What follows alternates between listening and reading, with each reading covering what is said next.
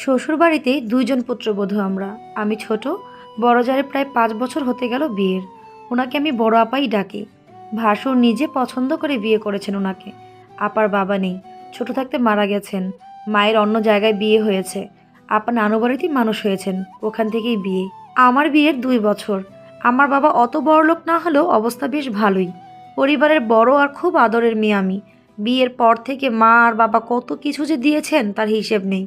মা তো ২ দিন পর পরই খাবার এই সেই বানিয়ে নিয়ে আসেন। ঈদে জনে জনে সবার জন্য কাপড় পাঠান। যদি জিজ্ঞেস করি এত কিছু কেন করো মা, মা উত্তর দেন, আমার মেয়েকে যেন সবাই ভালোবাসে।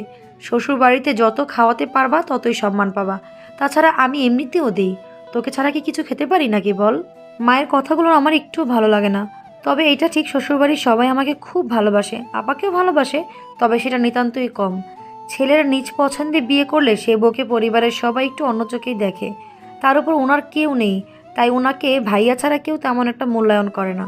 তবু আপা সব সময় হাসি মুখে থাকেন, আমার খুব ভালো লাগে। আমার কোনো বড় বোন নেই, ওনাকে আমার বড় বোন ভাবতে বেশ ভালো লাগে। জ্যৈষ্ঠ মাস, আম কাঁঠালের দিন। এরকম একদিনে মা আর বাবা মিনি ট্রাক বোঝাই করে আম কাঁঠাল আর ফলমূল সব নিয়ে হাজির আমার শ্বশুর বাড়িতে। শাশুড়ি মা হেসে বের হয়ে বলেন, কি যে করেন বেআইন, এত কিছুর কি দরকার। আমার মা তখন চুপচাপ হাসেন।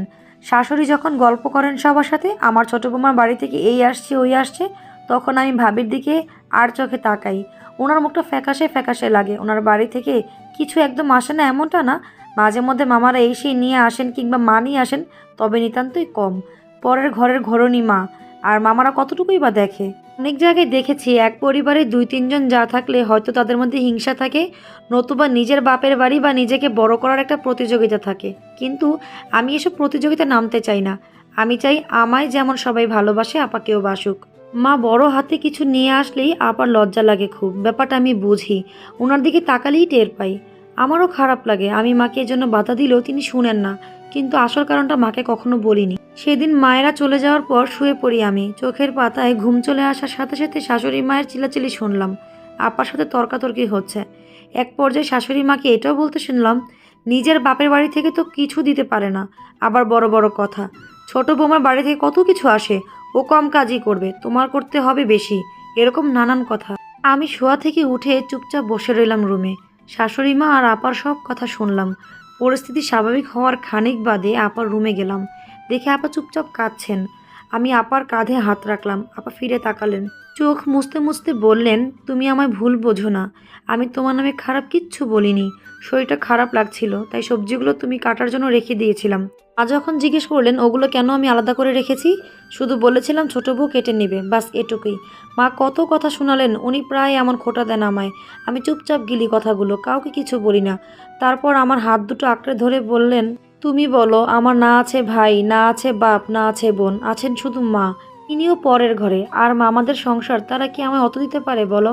মা যখন এসব বলেন আমার নিজেরই অনেক ছোট লাগে, অসহায় লাগে। তোমার বাড়ি থেকেও যখন সবকিছু তোমার মা বাবা নিয়ে আসেন তখন আমার খুব লজ্জা লাগে, কিন্তু বিশ্বাস করো কখনো হিংসা হয় না বোন।